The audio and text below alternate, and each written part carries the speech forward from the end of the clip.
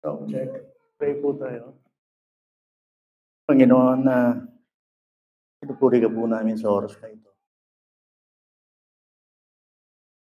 Patuloy po namin pinagpapasalamat ng pribilehiyong ito na kami pinipot mo. Saliwain mo sa amin ang iyong salita. Maasa po kami sa inyong magagawa. Dahil po kayo, Diyos, kayo pwedeng kalulong na rin. Kailangan pwedeng makabili sa amin ng kapahinga. Batid po ninyo kung sino kami, ano ang aming need. Salamat dahil sa ito hindi kasama ng buhay. Alam po ako na nagsiserye sa araw na ito. Ihatid ko po ang inyong salita buong linaw. At kami magising sa isang katotohanan ng Diyos na nagsasalita sa amin. Humingi po ako ng iyong awa, tulong. Dahil nangiwalay po sa inyo, wala po. Tulungan ko rin ang mga kami ang kapatid. Kanilang pakikinig ay maiukol nila kanilang po. Ang aking pong dalangin ay maitaas kayo mula sa pasimulan sa mga. Makita namin ang iyong pag-ibig, makita namin ang iyong kabutihan. Makita namin ng sino ka na hindi nagbabago at tumawag sa amin. Kaya kong salamat, Panginoon, sa pangalan ng Jesus. Galing po dito, medyo humihingal ako. Yan naman yung biyan. So, please naintindihan niyo po yan. Naliit ba ako, brother?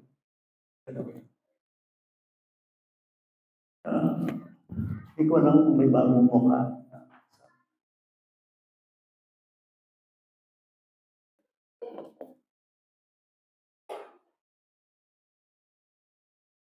Visitors. Gonzalo Galvan. Galvan. Maricel Joaquin. Hindi ko mga apelido. Apod ka ba? Apod ka? Hindi. Ayaw, Mr. Mo. Welcome po sa inyo. Pinagulog namin makasama kayo. Ano mo magpapang kayo? Ako. Tagalog kayo. Hindi naman Pilipit yung Tagalog ko. Kasi na lang kung perfect. Welcome, Gonzalo and Maricel. Kayo may magkaibigan? Kilala. O manin natin, saan po kayo? Bulaon. O man din, sino nag-invite sa inyo? Nag-invite sa inyo?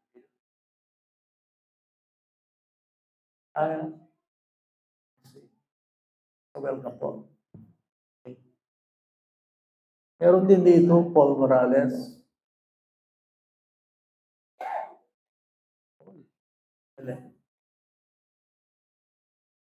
Ay, ganito ka ba sa amin? Okay, Paul. Doon na may po. Si doon na may Morales. Fairlane Morales. Evangeline Sablan.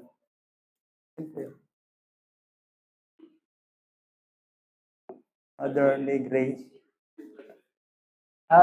Celine. Celine, asawa ni Ryan. Okay. Pampangan kayo. Tagalog din? Sige.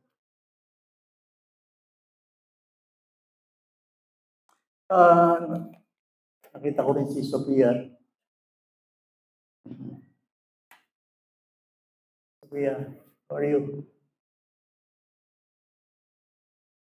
Paumali po sa inyong bago, serye po ito.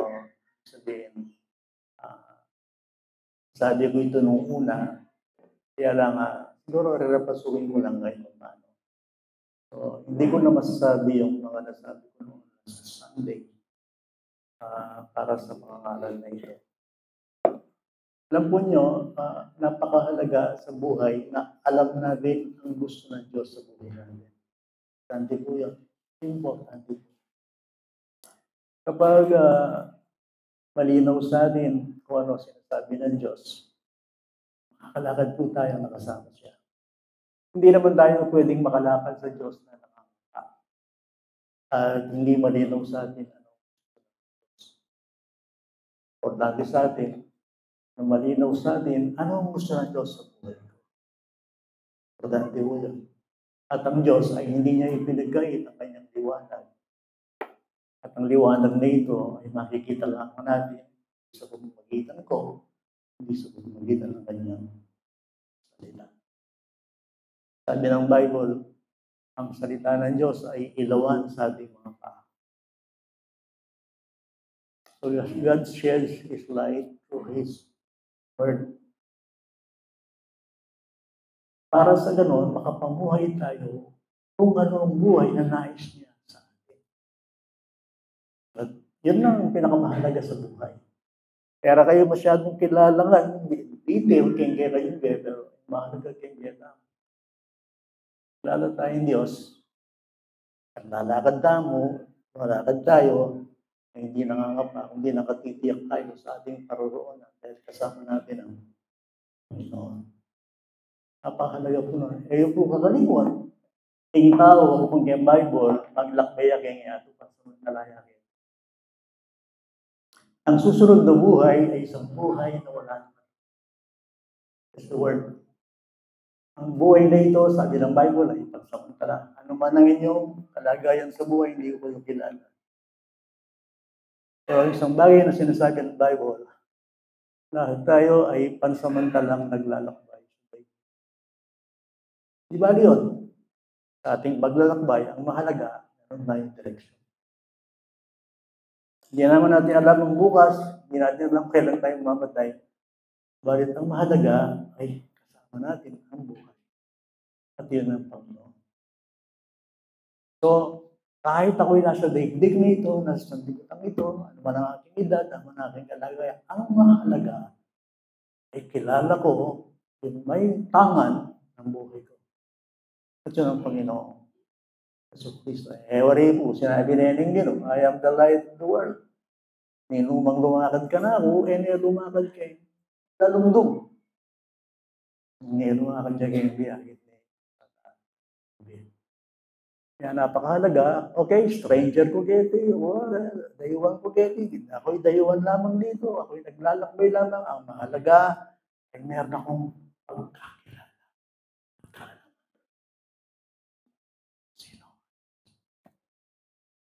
Yan ang gusto ng Diyos. Ano man ang sitwasyon natin sa buhay, sa Kanya ay pwede tayong sumanda na merong kapahingahan. Romans 8:28, sulat, all things work together for good to them who love God. Impromptu introduction to hindi paano maging introduction.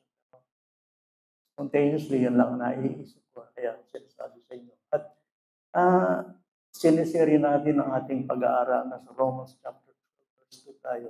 Napakahalaga nun. Sabi, wari kayo nandin, nasabi, nano yung burinan ng Diyos ka, kung galing Kristiyano na ako. I tell you, gusto ng Diyos sa iyong buhay ay maging living sacrifice ka. Living sacrifice. Okay? Sa isang tao na hindi paligtas, wala pa kay Kristo, isa ang gusto ng Diyos sa kanya. Malinaw yun, siya maligtas. It is God's will, gusto ng Diyos na maligtas ka. Ngayon, pag naligtas ka, yung mga na kay Kristo, gusto ng Diyos na ikaw ay tumakad sa kanyang palatuntunan. Ano yun? A living sacrifice. Okay, kung naidugtungan nila, yan ako naman mayati. Ano naman, mamalaga ako mamalaga, ba't kubetes? So, okay, di ba tayo mayari? Pumunta tayo ngayon sa ating pag-aaral, part 2 ng ating serye. Okay? So, mahalaga sa akin, Diyos na ito ay naghahayag ng kanyang kalooban. Tara niyo po, kung tatangan ng impyerno, gusto niya tamang gawin kaburyan ng Diyos. Huwag niyong sasabihin niya kung sino kayo, lahat tayo ay pupulutin sa kapahamakan. Maliban tayo ay lumakad sa nais ng Diyos. He that doeth the will of God will live ever. Lagi naman yun. Kaya nga malinaw ito sinasabi natin. So, anong ibig sabihin itong sinasabi ng Bible na ihahandog ko ang aking katawan bilang aking buhay? Siguro kayong kapakananda rin nga, di ba? Basan tayo yung 12:1. Connect kaya mo baka dito. Kaya madugong mga kapatlening bayong ngayon pa. Chupo Kenny kasi nga kung pamagano. Okay, so, anyway, kaya nga mga kapatid, sinasamo ko sa inyo, alang-alang sa mga kahabagan ng Diyos. Sa inyo po, salitang kapatid, brethren, Christians na po rin. Okay? Ibig sabihin, believers. Ang ibig sabihin, mga tilubos. Ibig sabihin, mga naligtas. Importante po yan, mga kapatid. Isinasamo ko sa inyo, alang-alang sa mga kahabagan ng Diyos. Ano yung kahabagan ng Diyos? Yung biyaya, yung naligtas. Yun ang habag na tayo natin naligtas dahil sa pag-ibig, dahil sa habag, dahil sa biyaya ng Diyos, hindi sa ating gawa. Yan ang kahabagan. Hindi tayo karapat-dapat, pero si Kristo naman naging sa atin. Remember this, my friend. Kung nalalahanin niyo po ito, minumang kay katao, sino man sa atin ay hindi karapat-dapat sa heaven. Nalino sa inyo yun? Now, dahil sa habag ng Diyos, dahil sa biyaya ng Panginoon, bakit tayo tinawag ng mga mananampalataya? Kaya nga sabi niya dyan, alang-alang sa mga kahabagan ng Diyos. Hindi alang-alang sa iyo, hindi alang-alang sa iyong ginawa, hindi alang-alang na ikaw ay mabait, na ikaw ay mabuti, hindi alang-alang sa ginawa ng Diyos. That's why, i-prepare mo na po na kang tataya. Ay, isip kaya mo inidang ang dakilang biyaya. Kasamas destiny. Alam mo bang tipayin to? Kamaya. Yata no? So, hindi. I-ready ako nila. Napakagandang awitin niya. Alang-alang sa kahabagan ng Diyos na inyo. See? Katapos ng ginawa ng Diyos, kuwaya po. Bayo ka gawakin Diyos, bayo ka magsalita, bayo ka maglingkod kay Diyos. Lagi, ano ba ang ginawa ng Diyos? Dito. Kaya po mapapagal, ulit-ulitan kay Ray. Bago kayo sumunod, gumawa para sa Diyos, inyong iisipin, ano baga ang ginawa ng Diyos sa atin? So, John 3:16, God so loved the world, biniling anak na kaya. Okay. Yung kaligtasan po, ang ating kaligtasan na hindi siya nakukuha sa ating mga ginagawa dahil sa habag ng Diyos. Yun, naiintindihan mo yun. Importante yun. Kasi hindi ka makakasunod sa Diyos hanggat hindi mo naiintindihan. Ano naiintindihan mo? Naiintindihan mo ang biyaya, ang ginawa ng Diyos. So kung naiintindihan mo yun, i-present mo ngayon. Ayan o. Na inyong ialay ang inyong katawan. Pag sinabi natin katawan, lahat ng miyembro ng iyong pagkatao. Okay? Mata, bibig, tainga, buong katawan, isip, puso, ang iyong buong kasarilan, ang iyong buong katauhan ay dapat mong isinta bilang nagpapasalamat sa Diyos. Dahil sa ginawa niyang kapatawaran, pagdiligtas sa iyo. Kaluguran mo ba tayo? Gawang bayro, niligtasin tao. Milagro ito. Bigyan sabihin ng isang tao, basta-basta babaling sa Diyos, magdilingkod, kikilala sa pag-ibig. Hindi, ang tao ay rebelde. Himala lamang ng Diyos na ikaw ay kumilala sa Diyos. Miracle ka. Yung halimbawa, ako ay binali ni Kristo, ako ay sumuko, ako ay niligtas. Ano yun? Himala yun.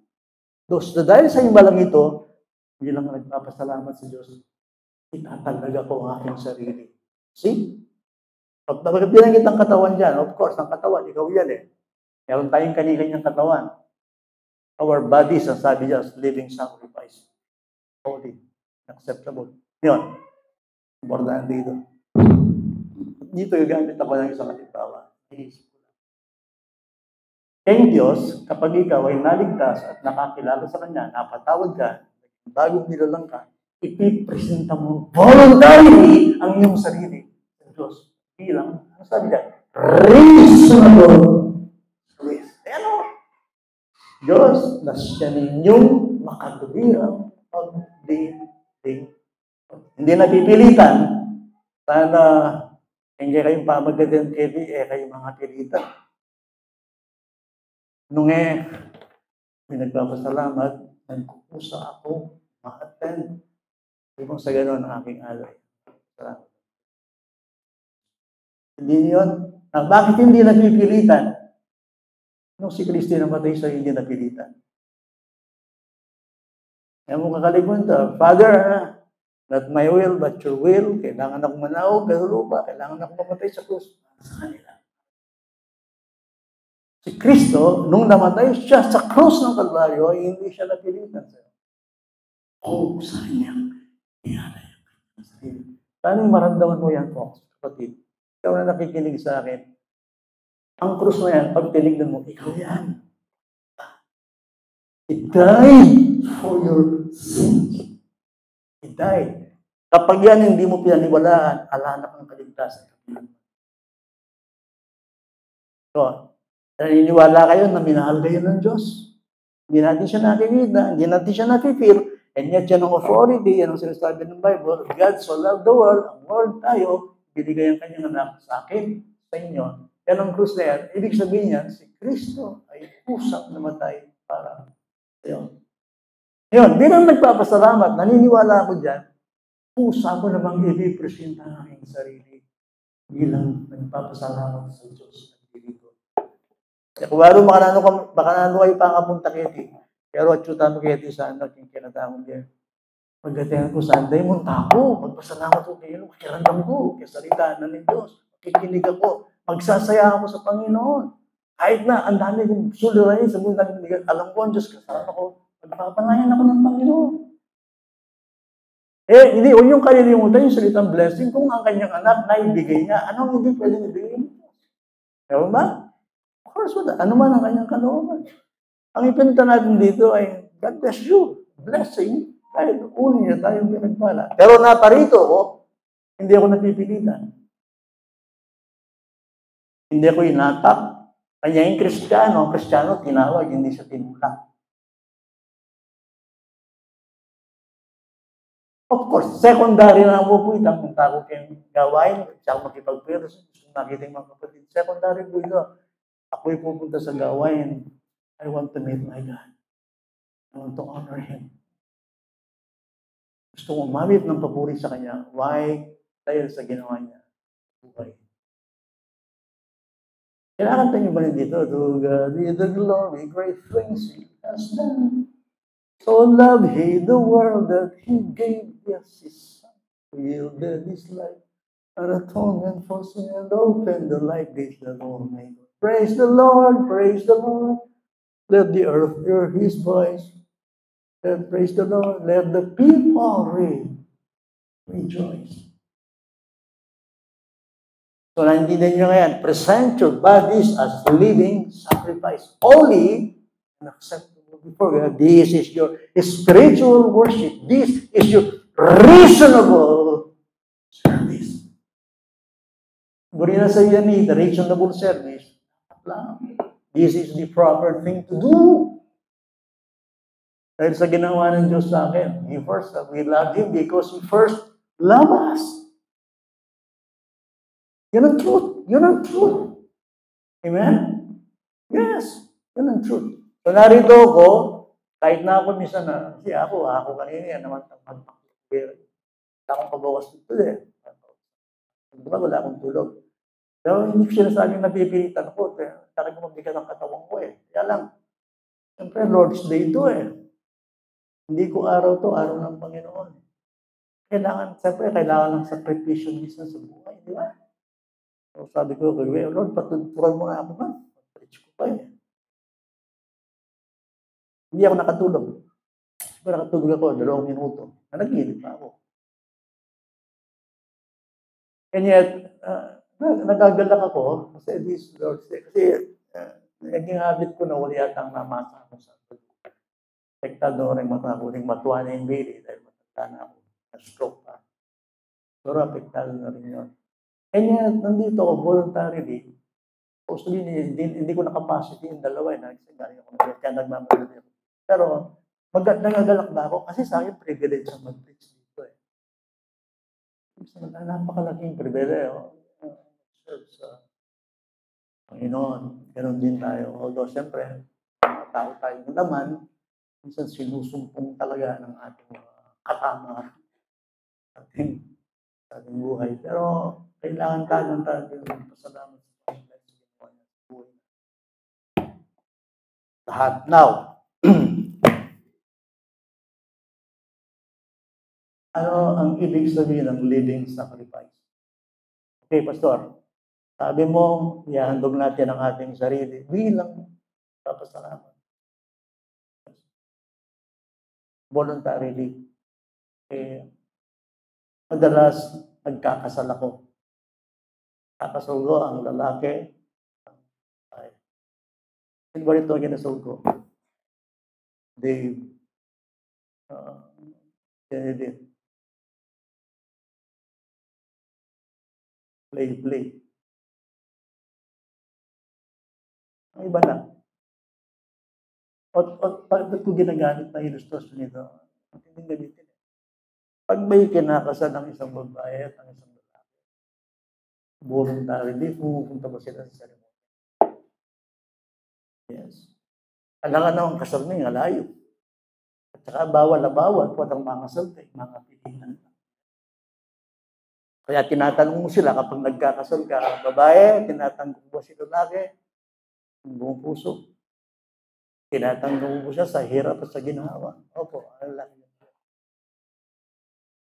Bawal yung hindi niya tatanggapin. Ganyan din. Pag tayo, pinipresent tayo ng lalaki. Ipresent tayo ng lalaking kakasal ng babae. O babae, ako yung lalaki, kakasal ako sa iyo, ibibigay ko ang sarili ko. Kaya nga kinakasal, married life.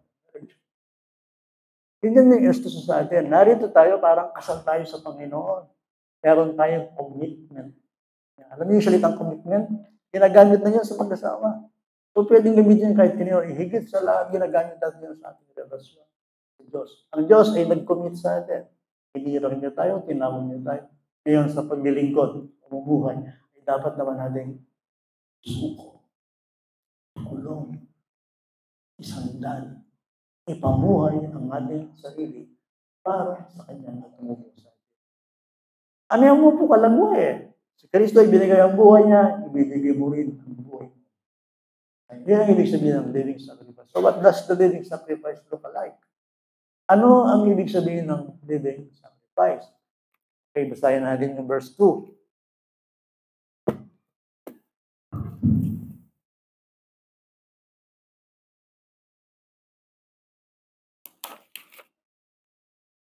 Romans 12:2. Yung unang sinasabi dyan. Basahin ko sa inyo ang sinasabi ng Bible. Isa, ganito ipinakikita ng Bible ang magiging buhay nating lahat habang tayo nandito sa lupa. Sa piling ng Panginoon. Ito ang inaasahan ng Diyos sa atin. Yun. Well, huwag ninyong tularan ang sanglibutan. Ito, doon muna tayo. Okay? Yun ang ESV, ang translation nito, liwanag. Okay? Kristiyano, tinatawag ka, paano mo ihandog ang iyong sarili sa Panginoon? Iwasan mo ang sanglibutan. Ang ibig sabihin, ang magiging kaaway ng Diyos, magiging kaaway mo. Ang magiging kaibigan ng Diyos, magiging kaibigan. Ang kakampi ng Diyos, kakampi mo. Ang gusto ng Diyos, gusto mo. Ang ayaw ng Diyos, ayaw mo. Nasa panig ka ng Diyos. Dati, katalik mong kaibigan, ang sanglibutan. Kaya ito gusto mo, nung ipanganak ka sa daigdig na ito, anak tayo ng tatay at nanay natin, tayo nabubuhay sa world, sa sanglibutan. Now, ang buhay natin, dalawa. Hindi ko matatapos yung dalawa. First is, according to this world, first life, the former life, ayon sa sanlibutan ito, yan ang dating buhay ko. Pangalawa, according to His Word, ayon sa kanyang kakalingwan yung salitang ayon. Importante dito.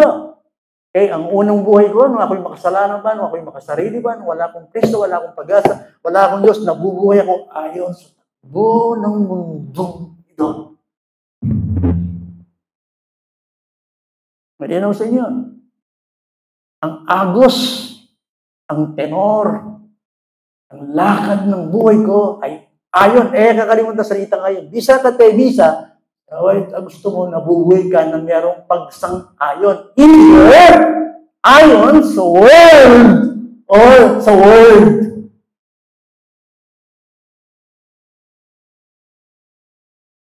Pasensya na sa sigaw ko. Gusto ko lang bigyan. Sisto.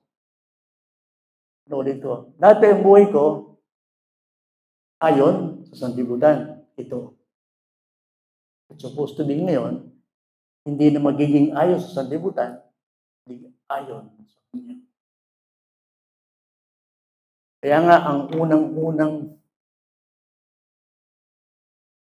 bigkas dito ng ating pinag-aaralan is, lawan niya po mga naman simple.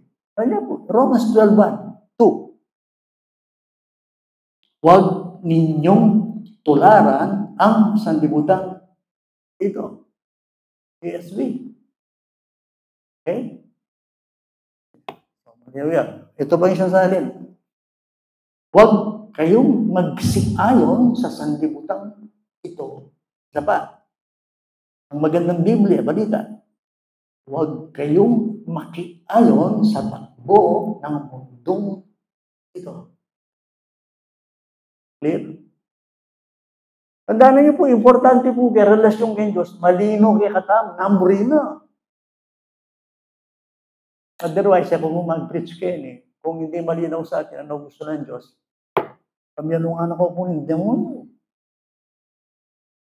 Tutukita mo kayong Agus, pero sabihan na ng Bible, mag-rebelde kayo, mag-revolt kayo, malikod kayo, huwag kayong lumakad ayon sa sanlibutan ito.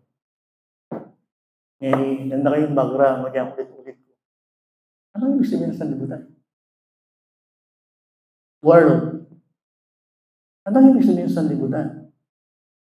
Ang iba mo sabihin sa sanlibutan, yung lupa, yung mundo, yung magandang tanawin, yung talon, yung waterfalls, yung kalawakan, yung physical world. Ito ba yung sanlibutan? Alin?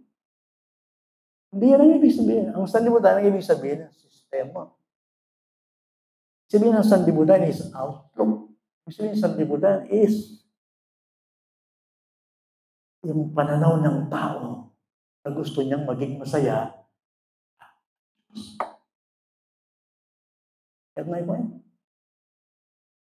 Gusto ng tao na maging maligaya siya na hindi kasama. Yun ang gusto niyang itindig at itayo. Okay. So, sabihan ko na kayo, nung masaya ka, may kaya ba yung Diyos, sanlibutan ka? Masaya ka dahil may pinag-aralan ka, masaya ka dahil ikaw ay may pera, dahil masaya ka dahil ikaw ay successful, kahit wala si Kristo, kahit wala Diyos, then you are of this world. You will perish. Hindi ko sinasabing masama ang kayamanan. Gift yan Talent, time, anuman bagay na wala sa kasalanan.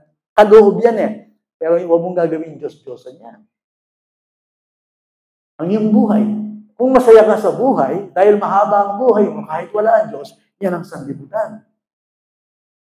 Ang ibig ko sabihin, pag sinabing world, sanlibutan, ang buhay mo ay parang walang kulang kahit wala ang Diyos. Kahit wala si Christ, without hope and without God in this world. Ngayon, masaya kayo, hindi wala ang Diyos. Halimbawa, for the sake of health, madustog ako, wala akong sakit, masaya ako. Yun lang. So, sinasabi ko sa iyo, yun ang sanlibutan. Ang sanlibutan, sana naintindihan niya. Pilit na buburan, cancel, in Diyos hindi Walang Sunday, walang Bible, walang spiritual, walang prayer, walang word, walang pakikinig. Yan ang sanlibutan. Na nakorek keng eksena in Diyos. Ito pa naman kayong katwatang hindi, tapang may biyasa kayong makanyari sa sabihan. Sabi ko, mukhang nakatarugo pulutan. Ang tao, Basta di lang may bandi, di lang may pera, di lang may success, agyang alam Diyos, okay mo kaya, yan ang word. Romans, basta ninyo chapter 12. Masaya ka na, kumita ka na, masaya ka na, palaki mo, kamalig mo, then enjoy, relax, eat, drink, and be merry. Pwede na yun. Masaya ako dahil ako'y successful, ako'y matagumpay, nasa akin ang lahat. Pagdating ang gabi, pinarray siya ng Diyos. Ngayon, sabi ng Bible, sino kayo makikita sa inyo sa iyong sarili? Ikaw ay naging mayaman sa iyong sarili. Ang mga bagay na material, kaloob ng Diyos yan. Hindi ko siya nasabing hindi. Kaya lang, kung pwede kang maging masaya, kung wala ang Diyos sa buhay mo, ay pero kanya, that's the word. Yan ang sanlibutan. Okay mo po yung masaya. Pero anong masaya ka? Ito wala ang Diyos. Sa word. Yan ang ibig sabihin ko yung kasalanan. Doon tayo ililigtas ng Panginoon kasi darating ang susunod na buhay. So, ikway sanlibutan, sistema.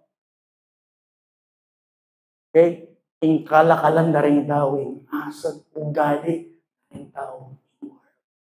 At sinasabi diyan, alam kulay yan, alam brown, alam puti, alam matuling, alam may pinagaran, alam bansa-bansayan, lahat tayo in God's word. So, yan ang sabi ng Bible. Para maintindihan nyo, namin mo rin sabihin ng word. Kaya nga, iglesia Maraming mo rin sabihin ng iglesia. Ano yung ibig sabihin ng church? Pupunta ako sa church. Alam mo ba yung ibig sabihin ng church? Ang ibig sabihin ng church, called out once. Sila'y tinawag mula sa Christ. Kung Kristiyano ka, tinawag ka out of this world, you are now will, ikaw makaubol ko kan Jesus Christ, kay Diyos. Yan na kaya sanlibutan. Although nasa sanlibutan ka. Kaya nga church ka Pag sinabing Christian ka, tinawag ka out of this world. Hindi ka nakalipin ng sistema. Okay? Kabasahin na natin ang 1 Peter 1:14. Ito, binabalikan lang natin yung talata kasi ina-expound natin yung 1 Peter. Ngayon, para hindi tayo mawala, sasariwain natin, mapapasyalan natin muli ang talata ito. Unang Pedro 1:14. Yan. Yan tayo galing sa mga nakagdaang buwan, di ba? Anong sabi diyan? Yan. Tulad ng mga masunuring mga anak. Sino yan? Well, yan na yung mga Christian. Ito na yung magiging buhay nila. Ano sila? Sila ay masunurin. Okay? Masunurin. Okay. Ngayon, ang sabi niya, huwag kayong gumaya, buri na sabihan niya, kayong kapampangan, huwag kayong umayon. Huwag kayong lumakad. Gaya sa masasamang pagnanasa na inyong kamangmangan noong una. Ito ay punto yan. Dati, kita mo, ako, kayo, ang tawag sa atin ng Bible ay nabuhay sa kamangmangan. Yan, ano yung sabihin ng kamangmangan? Kamangmangan, nabubuhay tayo sa ating mga pagnanasa. Ano yung pagnanasa? Ay, yung buri ko. Itong gusto ko, itong pasya ko, itong nais ko, itong yung buri ko. Ako. Ito yung gusto ko. Kung ano yung gusto ko sa buhay ko, ito yung gusto ko, ito yung buhay ko. Pagnanasa yun. Ano sa ibig sabihin doon? Nandun ka sa buhay kamangmangan. Ignorance. Nakikinig ba kayo sa akin, mga kapatid ko? Lalo yung problema ninyo ito. Alam niyo yung problema ng lipunan ng mga bahay? Ignorante rin ang tao kay Diyos. What a religion?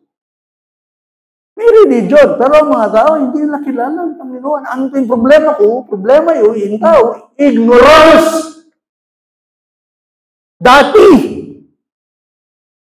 noong una, kayo mamang, kasi nga nabubuhay kayo sa mga dynastic passion. Dead na ini Wala mong kamandag eh.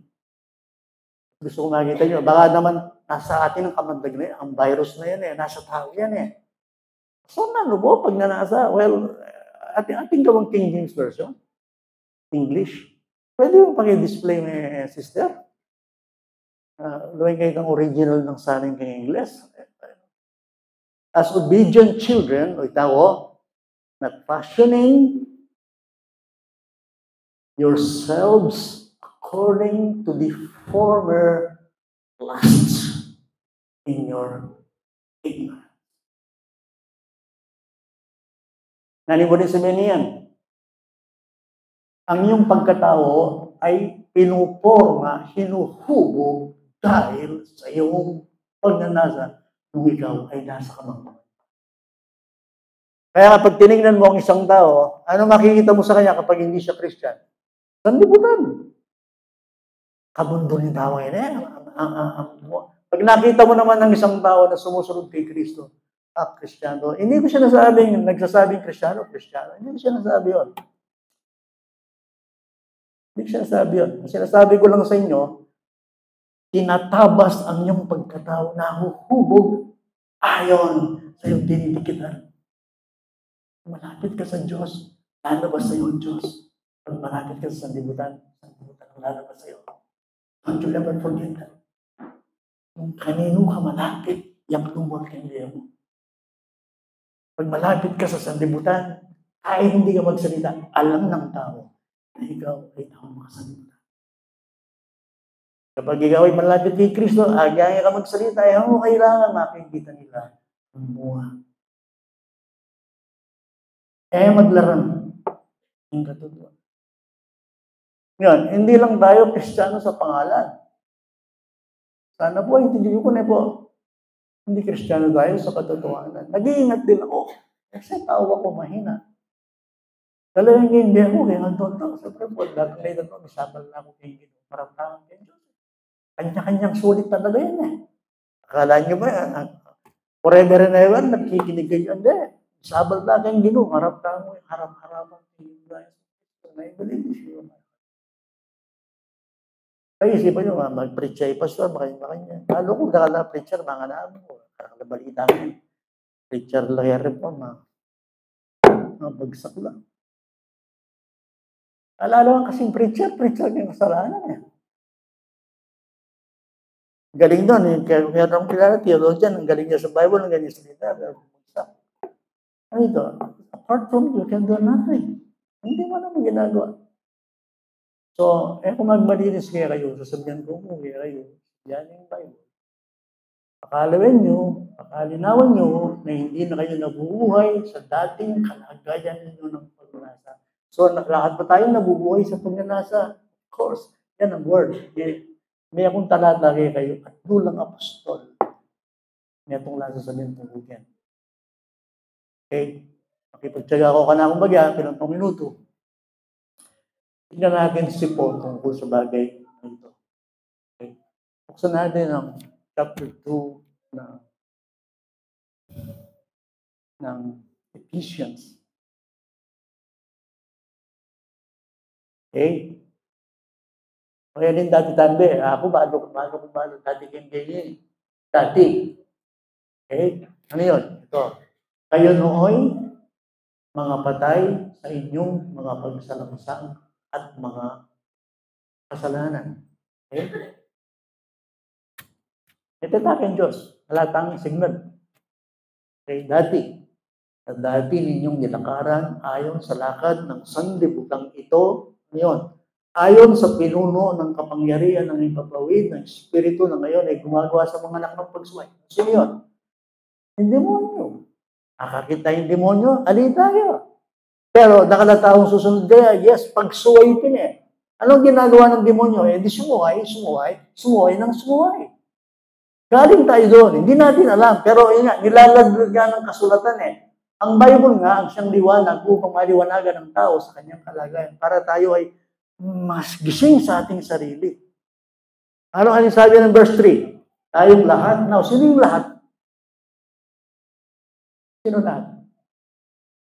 Guli mo, huwag nang i-chipwera dyan ang inyong sarili. Tayong lahat. Ako, kayo, matanda, bata, lahat tayong tao. Lahat tayo!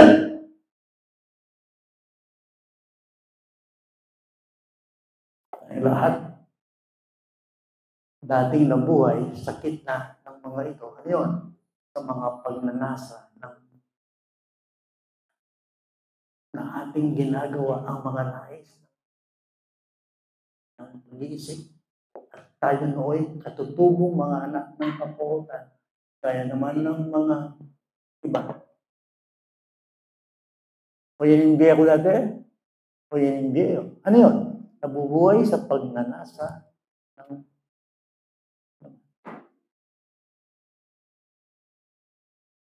si Pablo yan. Eh si Pedro. Tingnan natin yung ikalawang Pedro.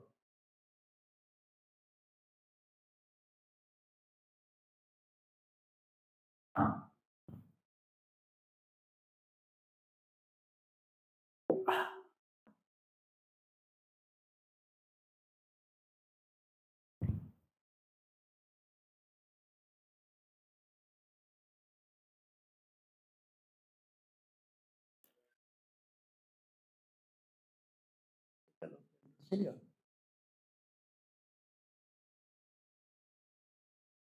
Akin ba? Si Kalawang Pedro.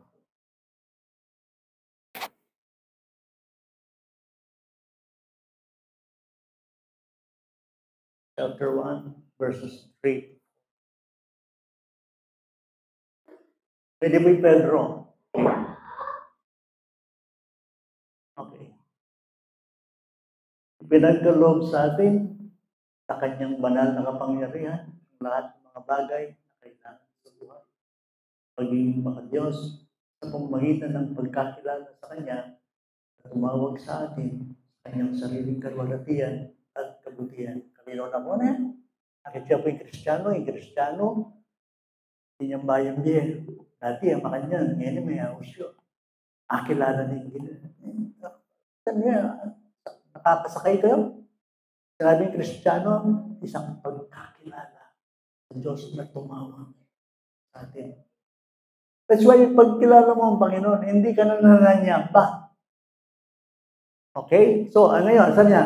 Gayon niya ipinagkaloob sa atin ang kanyang mahahalaga at mga dakilang pangako upang sa pamamagitan ng mga ito ay makatakas kayo sa kabulukang nasa sanlibutan dahil sa masamang pagnanasa at maging kabahagi kayo.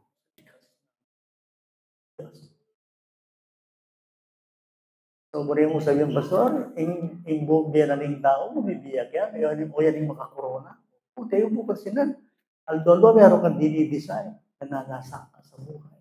Di ba ganyan tayo? O, yan ang sanlibutan. Ang sanlibutan, ano sabi dyan, itinatakas tayo ng Panginoon dahil yung daigdigay ni, nanumanin kayo kayong kayamanan, kanya tumitis. At kaya kayo makareserva, hindi kayo full. Parurusahan ng Diyos ang lahat ng tao, hindi tumalima o kumilala sa isang tagapagligtas. Kaya nga nagbigay siya ng tagapagligtas, mapapahamak ang sanlibutan.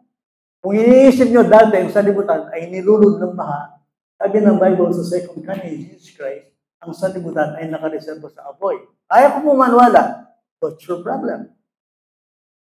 Hindi ka naniniwala, ni Kamay Hatun, mapapahamak ang sanlibutan, kaya nga, tinatakas tayo. Ano ba? Kaliguran mo pa, tatarahin mo.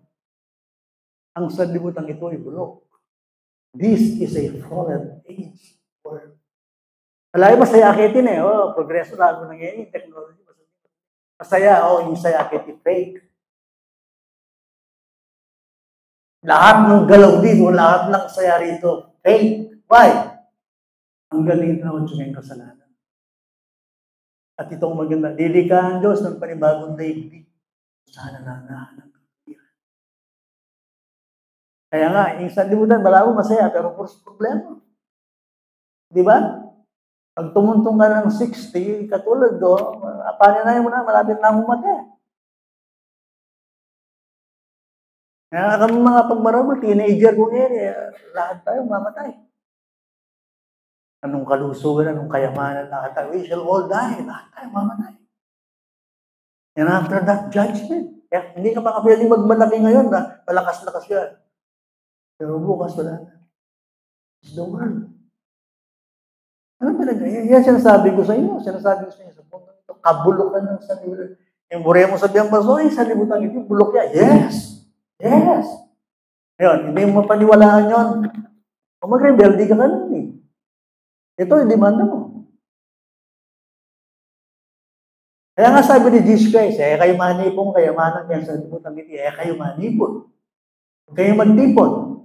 Kaya dito, namumulok.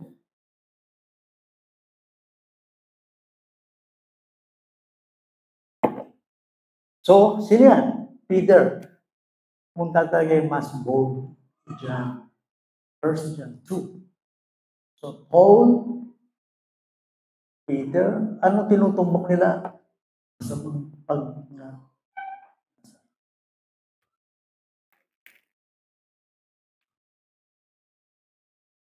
First John 2, 15 to 17. Okay. Oh, yan. Malinaw ko yan sa sikat ng araw. Okay? Ano sinusulatan dyan? Ang sinusulatan dyan, Christians. Ano ang tagubilin at warning sa mga Christians? Ano sinasabi ni John? Si John yan, ha? Ano sinasabi? Huwag ninyong ibigin ang sanlibutan. Okay.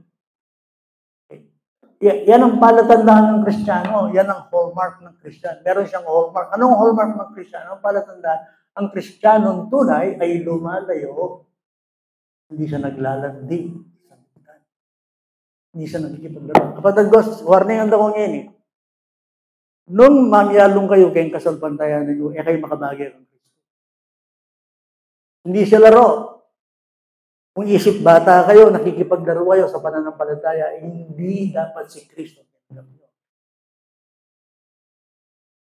So, alay niya po yan, huwag niyong iibigin ng sanlibutan. Ibig sabihin, huwag mong ipaparada sa iyong puso, iwasan mo ang sanlibutan. Tingnan mo ang spirito ng sanlibutan. Okay?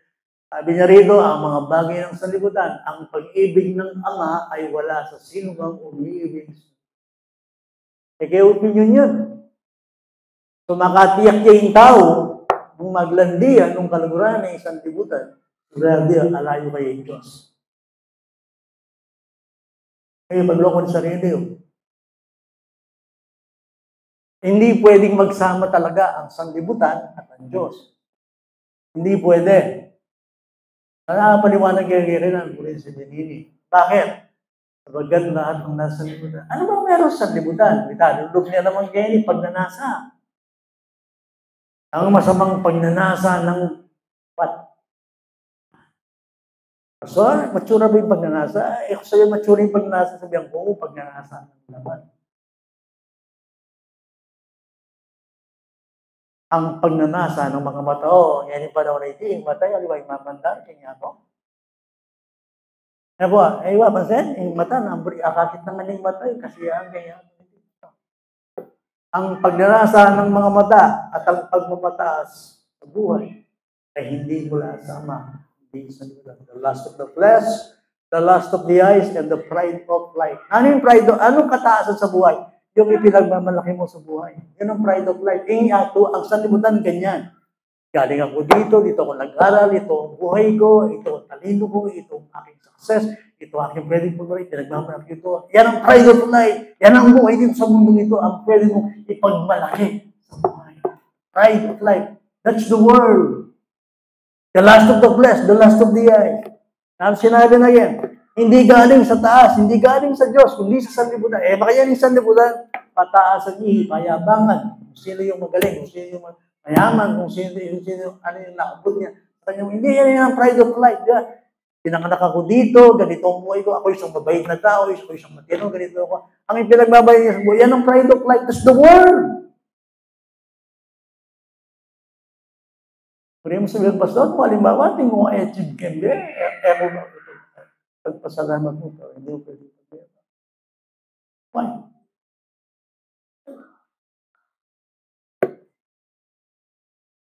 Hindi ba galing lahat tayo dyan? Yan naman umiikot yung buhay namin dati. So,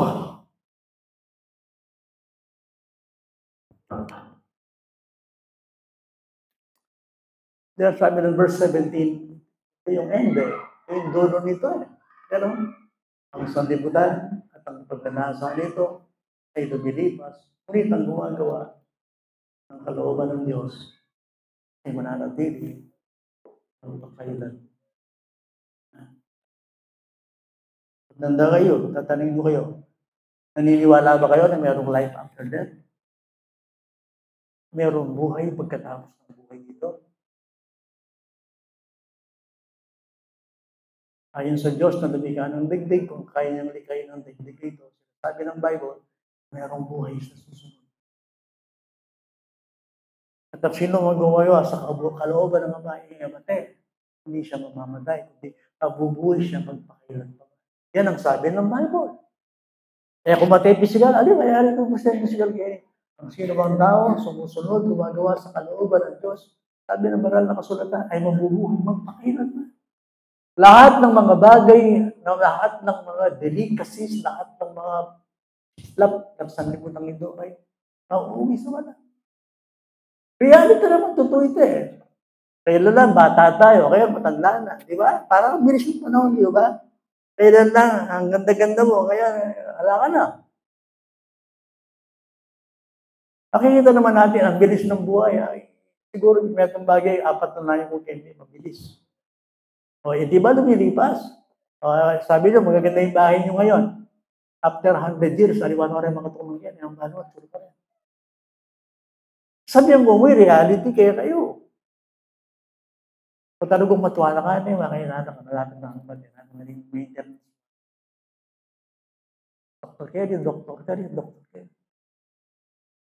Nakikita ko yung nanay ko, 90 years old. Dahil gamot. Masakit yung buntok, masakit yung lalo, masakit yung bits, masakit yung bulit. Gumaling isa nila. Pag matanda ka na, wala na yung quality, hindi. Pag tumatanda ka, lumilipas eh. Lumilipas eh, ala. At nanghingal, walang matwalang ka, agang ating kampere, yung napangaling ko rin. Hindi ko alam, ako, itak na ako kakanan. Balibong.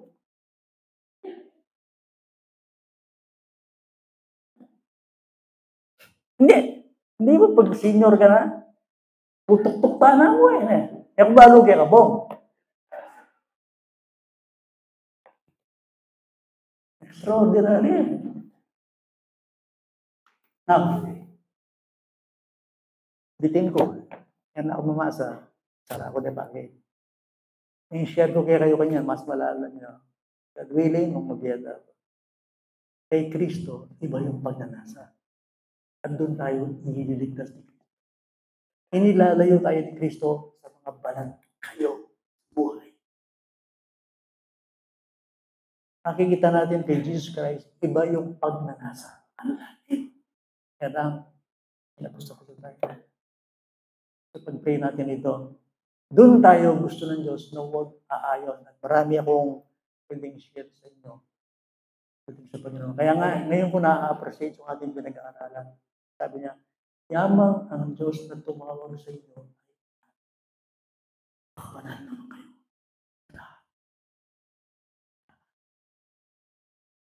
Iyon ang ating comfort. Dahil ang Diyos kung tumawag sa atin, kahit na tayo. Na-design. Kahit na tayo. Inisip. Umubin. Sa kanyang tayo. Posible ba yung kabanalan kanya ito? Ay. Sino bang tumawag sa inyo banal? Kaya niya tayong maguhin. Banalin. Let's pray po sandali. Pinupunikan namin, Panginoon, sa oras na ito. Salamat sa inyong salita. Tama po ang sinasabi ninyo.